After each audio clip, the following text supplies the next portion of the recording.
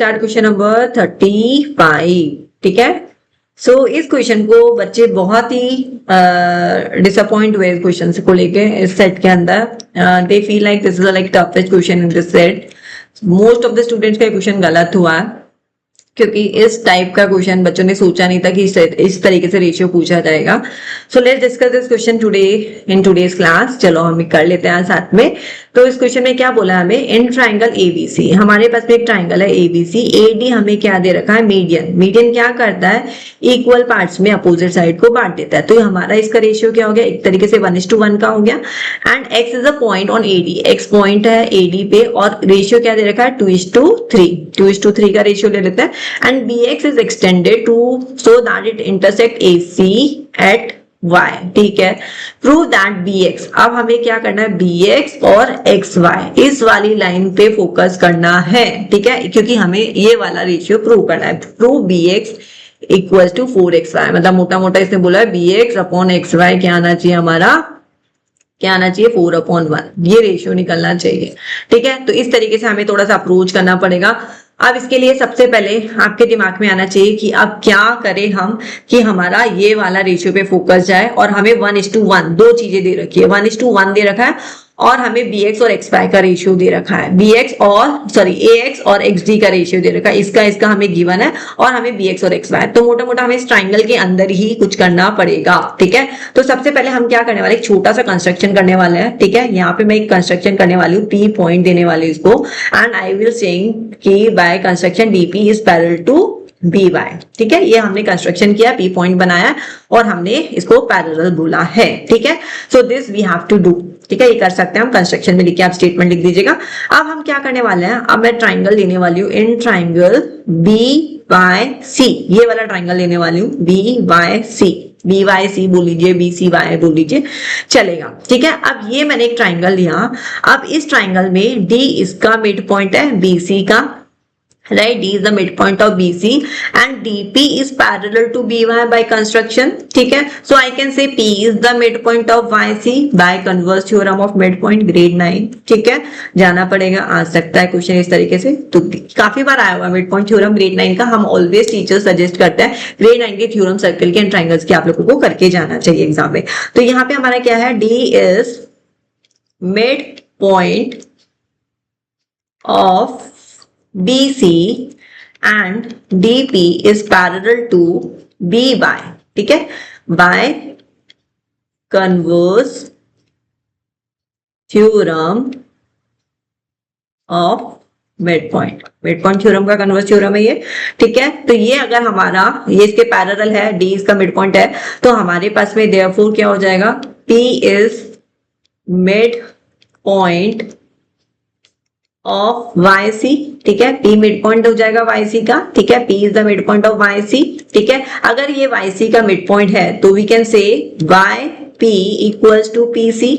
This is my first. ठीक है, YP equals to PC आ गया। ठीक है जी, तो देखो यहाँ पे हमने P मिड पॉइंट ले लिया, एक काम हमारा ये हो गया। अब दूसरा काम मैं क्या करने वाली हूँ, मैं ट्राइंगल ADP उठा लूंगी और AXY उठा लूंगी, ADP उठा लूंगी। ठीक है, इन दोनों ट्राइंगल को मैं सिमिलर प्रूव कर दूंगी। कैसे प्रूव हो जाएगा सिमिलर, देखो ये पैरेलल है बाय कंस्ट्रक्शन। ठीक है, तो ये मेरा कॉरेस्पॉन्डिंग एंगल हो जाएगा और एक एंगल A कॉमन है। ठीक है, एंगल A कॉमन, तो कॉरेस्पॉन्डिंग एंगल AA सिमिलैरिटी से मेरा triangle AXY and triangle ADP मेरा क्या हो गया, सिमिलर हो गया। बस अब इसको मैं लिख देती हूँ यहाँ पे। सो इन ट्राइंगल AXY ये वाला ट्राइंगल लिया है एंड ट्राइंगल ADP लिया है। ठीक है, तो मैंने क्या लिखा, XY पैरेलल टू DP है बाय कंस्ट्रक्शन। ठीक है, ये पैरेलल है। ठीक है, पैरेलल है, एंगल A हमारा क्या है, कॉमन है। ये पैरेलल वाला स्टेटमेंट में इतना फोकस क्यों दे रही हूँ, क्योंकि इससे ही हमारा कॉरेस्पॉन्डिंग एंगल निकल के आएगा, क्योंकि कुछ और भी तो हमें चीजें प्रूव करनी पड़ेगी ना सिमिलैरिटी के लिए। तो हम यहाँ पे लिख सकते हैं AXY equals to angle ADP, corresponding angle है, कॉरेस्पॉन्डिंग एंगल्स राइट। देख लीजिए यहाँ पे AXY एंड ADP, AXY ये वाला एंगल एंड ये वाला एंगल हमारा क्या है, कॉरेस्पॉन्डिंग एंगल्स। ठीक है, तो ये हमारा कॉरेस्पॉन्डिंग एंगल हो गया। एंगल A हमारा कॉमन है, तो हमारा बाय AA सिमिलैरिटी, तो हमारा यहाँ पे हम लिख देंगे बाय ए सिमिलैरिटी, हमारे दोनों ट्राइंगल क्या हो गए, सिमिलर हो गया। Triangle AXY is similar to triangle ADP। अब ये सिमिलर आ गए, अब हम इसका रेशियो यूज कर सकते हैं। अब रेशियो देखो किस तरीके से यूज करना है, क्योंकि हमें क्वेश्चन को उसी तरीके से अप्रोच करना है जिसमें हमें प्रूव करना है। तो इसमें रेशियो मैं यूज करूंगी AX, छोटे वाले ट्राइंगल का AX अपॉन AD, और ये वाला साइड XY अपॉन DP।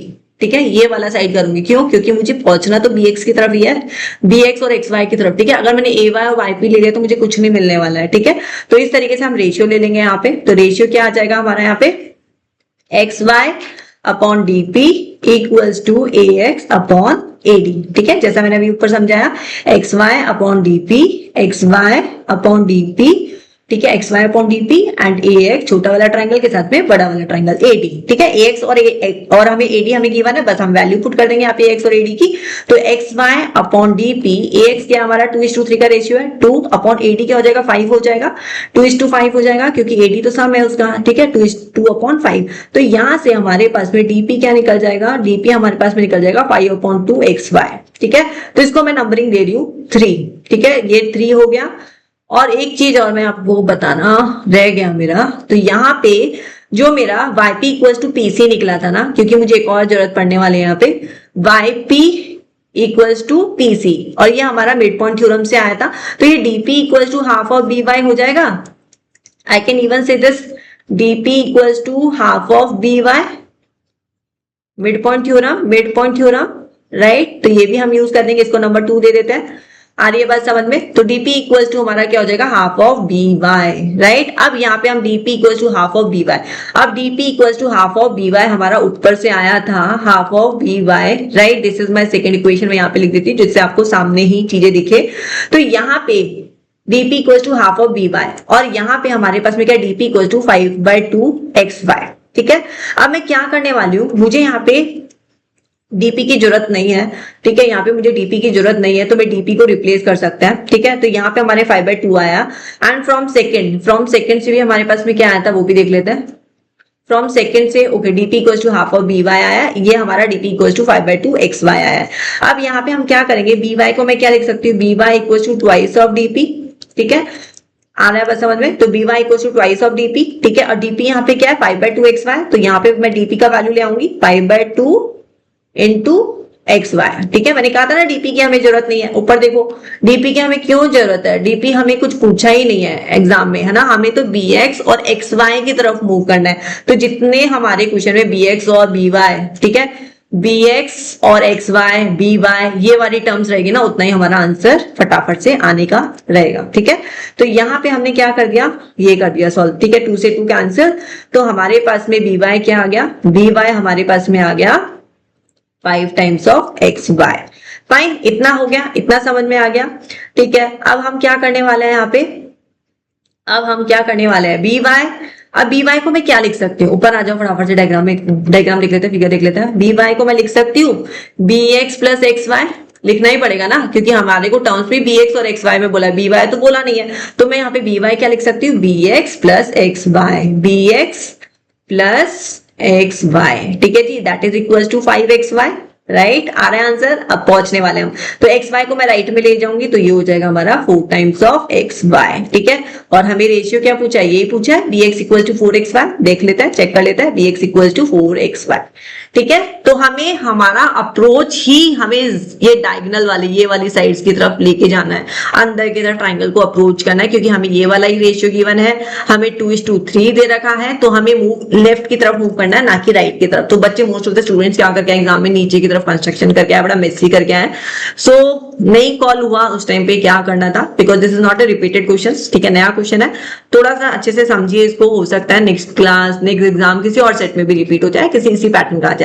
तो you must do this question. ठीक है, एक बार अच्छे से करिए, अगर फिर भी समझ में नहीं आता एक बार दोबारा देख लीजिए, आराम से आ जाएगा। तो फर्स्ट मैंने क्या किया, कुछ भी नहीं किया, P पॉइंट लिया यहाँ पे कन्वर्स मिड पॉइंट से मैंने क्या ले लिया, कन्वर्स मिड पॉइंट से हमारा क्या आ गया यहाँ पे YP इक्वल्स टू PC आ गया, और I can even write down DP equals to half of BY, DP equals to half of BY। ठीक है, ये चीज आ गई हमारे। फिर उसके बाद में मैम ने क्या किया, फिर मैम ने यहाँ पे उस वैल्यू को, हमारा ये आ गया, फिर दोनों ट्राइंगल को सिमिलर प्रूफ किए, दोनों ट्राइंगल को सिमिलर प्रूफ किए, फिर हमने रेशियो की अप्रोच क्या रखी, AX upon ax upon x, बड़ा वाला ट्राइंगल ax अपॉन ad, फिर साइड ये वाली रखी xp अपॉन dp, ठीक है।